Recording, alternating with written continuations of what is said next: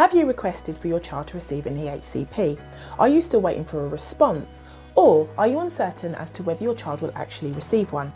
So in this video, I'm going to invite parents to take a step back and look at the bigger picture when looking at how to approach this so that they can get that EHCP for their child with ease. For a child to receive an EHCP plan, first they need to have an individual need, and secondly, they are legally entitled to have one. If a child's individual needs meets the need for the legal assessment, they will get one. The law supports an EHCP being fit for purpose when properly implemented. However, the problem occurs when parents hear communication such as the issue is your child's behaviour rather than the differences in their ability to learn, or perhaps that your child doesn't necessarily meet the threshold, or maybe there's an overemphasis about the lack of special educational needs support rather than what the EHCP can do to support your child's individual needs moving forward. Currently, by law, a request to obtain an EHC needs assessment for a child or a young person may be made to the local authority by a child's parent or the young person themselves or someone acting on behalf of the school.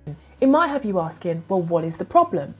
The problem comes when we as parents become complacent with what's going on, and this is done rather than engaging in the process. And this is something that's very familiar that I've experienced and also I've heard and observed with some parents that I've worked with. And there's two reasons why we choose to become complacent rather than engaging in the process. And that would be because we are looking for information, we're searching and we can't find that. We know what is required, but yet we're looking for what seems to be available but is not there. When we don't have the information in front of us, it's prime example of where it's easier to be disempowered, because without that information, we're lost. We need that information to guide us to where we need to go next. And when we don't have that, we're more receptive to communication in the form of your child is not entitled for one, or your child doesn't need one, or that's just not available. And then the second thing is it's just easier to agree to something that we're not necessarily happy about. Just to keep the peace, we don't perhaps speak what we really feel and speak our truth about the situation or express what we want for our children, because we may feel that this will be inconvenient, or we may feel that it's just a lot more easier just to wait or just to agree with what they're saying. Now, deep down, we know that this is something that we are not happy with, but yet time and time again, it's something that we might find ourselves doing. What really helps is to know our why. Why are we asking for an EHCP? An EHCP provides an understanding of what your child's individual needs are, where they can take the EHCP with them as they evolve through their education, through primary school, secondary school, or further education. And this is so that as we as parents don't need to continually repeat ourselves. It tells teachers and health professionals, etc., how our children are progressing or digressing in a moment in time where the information is definitely required. It definitely sets a child up to thrive rather than fail. And it doesn't stop that frustration of having to search for and hope that the EHCP will miraculously appear. And also, for many of us parents, we're reliant on waiting on those timescales. From the start of an application, it takes up to 20 weeks for the EHCP to happen. And in a worst case scenario, those parents that have been waiting once they've requested one for 6 months, a year, even more before it's actually been submitted by the school or the local authority. And even, like myself, once obtaining an EHCP, there are times where it needs to be updated after an annual review, and you're waiting for the draft to be updated and finalised so that the information is available for your child as they continue to go through their education. There's constant waiting.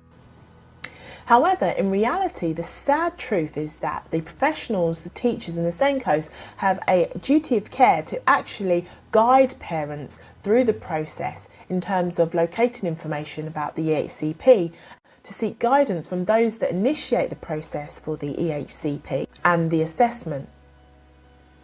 But parents find themselves being signposted to agencies that tell them why they haven't received an EHCP from the people that are supposed to be supporting them. And personally, I think that's just so counterproductive, and Clearly a waste of parents' time. Information is readily available. There's nothing more frustration than talking to the same person day in, day out, but still not getting anywhere. All it needs is for action to be taken. The question is, do we need to wait for a teacher or a SENCO to initiate the EHCP process? The law states otherwise. Let's bring it back to that feeling we have as parents when your child doesn't have access to the support that they need through a legal document such as the EHCP. And then let's look at where we want to go and where we want to see our children in terms of their development and their progress. If you want engagement, self-direction is better. Self-direction is where we have autonomy as parents to make choices and decisions about what we want our children to experience. From that place, we're able to master and navigate the system with ease. And that's the joyful part of parenting, because in the EHCP process, there are parts of that process, especially during the assessment, where you're liaising with professionals, you're providing feedback, you're guiding the process, and you're giving direction as to what your child will receive and what will support them moving forward. And this is a really empowering state because it's more purposeful as a parent. Now that's where the goal is to experience more of that within the process where you are engaging, rather than you feel that you're connected to the process by being compliant, by not ruffling any feathers, by going along with that's the way it is. Because when you are being compliant, you do have those negative feelings of resentment, with anger, frustration and blame, and it's not possible to be empowered when you're having those particular feelings and those emotions.